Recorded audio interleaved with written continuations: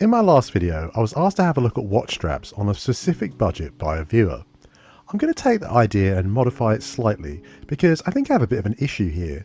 In the past, I've been dreadful at selecting watch straps, and the few I have had success with have all been purchases based on recommendations from other owners on Reddit. It's definitely something I want to work on and get better at, so I thought I'd take the opportunity to try and combine the request with this issue to discuss how to find the perfect watch strap.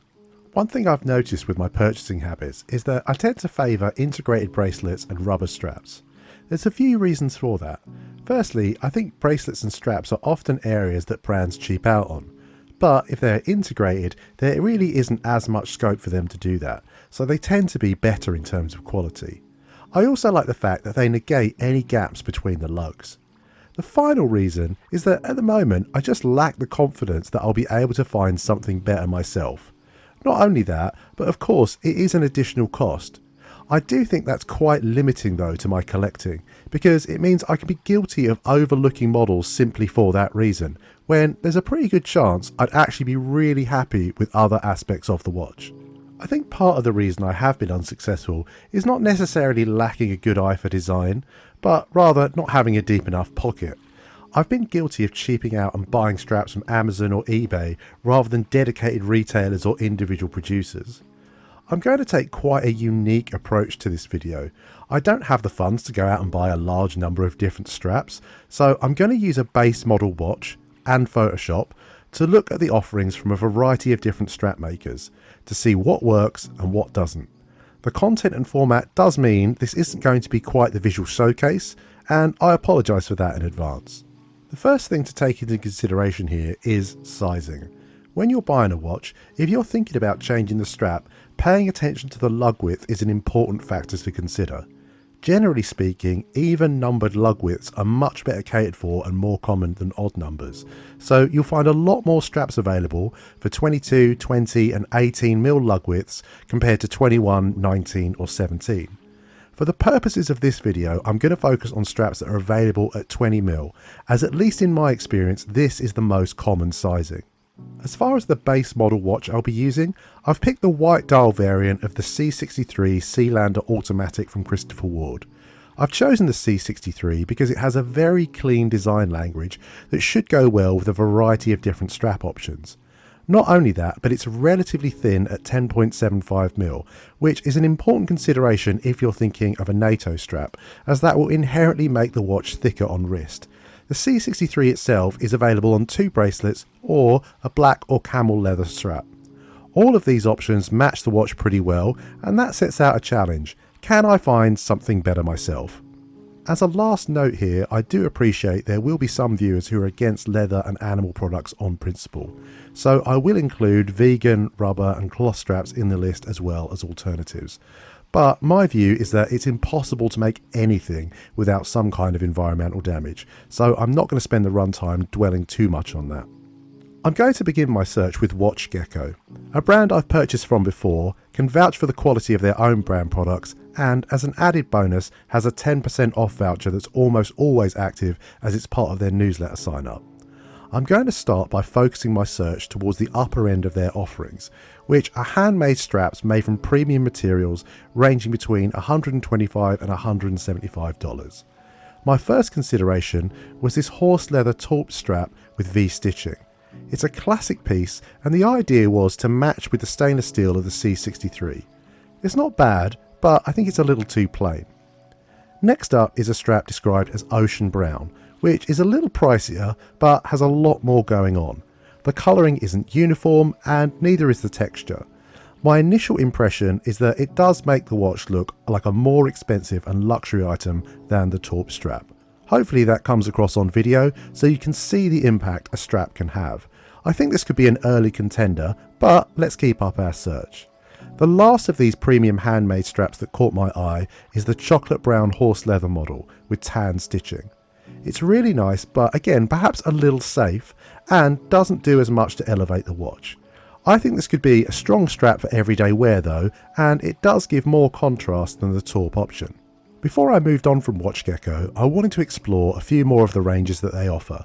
It's worth mentioning they are also a reseller for other strap brands as well as producing their own.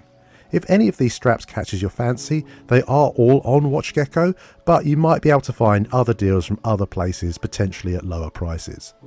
They stock a Zulu diver range which focuses on space exploration, with straps designed around the colourways of celestial bodies in our solar system, much like the Moonswatch range. I think the beige tone of the added stripes on the Jupiter model is a nice addition of colour to the monochrome tone of the watch, but really, if I'm not wearing a watch on a bracelet, I would prefer a NATO strap to avoid the gaps between the lugs. The Moon version of the NATO strap offered in this range complements the watch pretty nicely, though I do think it's a pretty safe and potentially dull choice.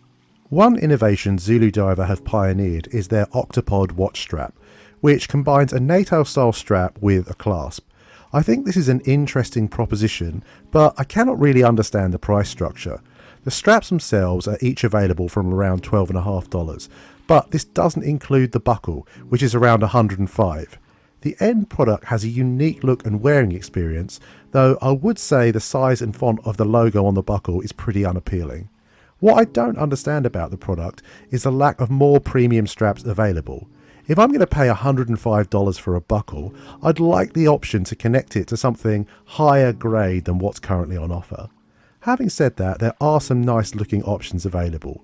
The June model is designed after the range of the same name from Christopher Ward and colour matches perfectly, but that doesn't quite fit into the framework of this video. It's here where we reach the breaking point of my limited Photoshop ability. This is the Riga Octopod strap, and while the image manipulation may not be on point, I do think this is a pretty good way of gauging how well a strap and a watch might go together, and certainly something I wouldn't be adverse to doing moving forwards before a purchase. I think a coloured strap might be a better call than just black and white. Perhaps not this tone though. I could definitely be interested in the Octopod system once it's been refined a little more in terms of buckle design and materials. VR Green are a watch strap producer who specialise in bespoke straps for specific popular models, but also crafting straps from exotic animal materials. These include crocodile, ostrich, shark, lizard and snakeskin. I mentioned at the start that some people are going to be against the use of such products, and I have to say I don't own anything like this, it's merely a thought exercise. I've put the watch onto the brown Stingray strap, though I have to say it looks more purple to me. The leather is more commonly known as shagreen and is relatively commonly used in high-end straps as it has a unique texture and appearance. The surface is coated in raised beads of calcium, which are referred to as pearls. These are formed from the stingray's dermal denticles. Short biology lesson, but shark and stingray skin is covered in small scales called denticles that resemble teeth. These are often smoothed down as part of the leatherworking process. It's possible to get textured cowhide leather that is somewhat similar through an embossing process, or purely artificial faux shagreen made from vinyl. So while it is possible to get this look without killing a stingray, as I said at the start, there's no product that you can make that isn't going to cause environmental harm somewhere. As far as the strap itself goes, I'm a big lover of a textured dial, and I do think if you had a textured dial with a textured strap, that would maybe be too much, so it works better with a plainer watch like this, but I don't think this looks as good as some of the other options we've already featured. As I mentioned, I do want to feature some straps that don't involve animal products, but I've been very selective here. I wanted to start with some vegan leather options, but one thing that always bothers me is that a lot of offerings aren't specific about what they're actually made from. I hate to sound preachy, I'm no eco-activist, but some plant products require so much habitat destruction that they're going to be killing far more animals than one cow would, and that would produce several hundred watch straps. I'm half Malaysian and visited the mainland for the first time in over a decade last year and could not believe how much jungle had been cut down for palm oil alone. It's important to remember that growing plant products can also be environmentally damaging. To that end, I looked to Holborn. It's another watch strap retailer that stocks a variety of brands, but is a lot better than most at explaining what their vegan range of straps are actually manufactured from. For example, this particular $61 strap is manufactured from the inside of apple skins. Lime green is my favourite colour, no idea why, it just always has been since I was young, and I think this is going to be overdoing it for most people, but I'm now starting to think that a brighter lime green rubber strap might be something I would consider for myself for weekends. Also part of the vegan range is this rubber and sailcloth number from Artem. It's by far and away the most expensive strap I'm going to feature at $218, but it jumped off the screen at me when I was browsing.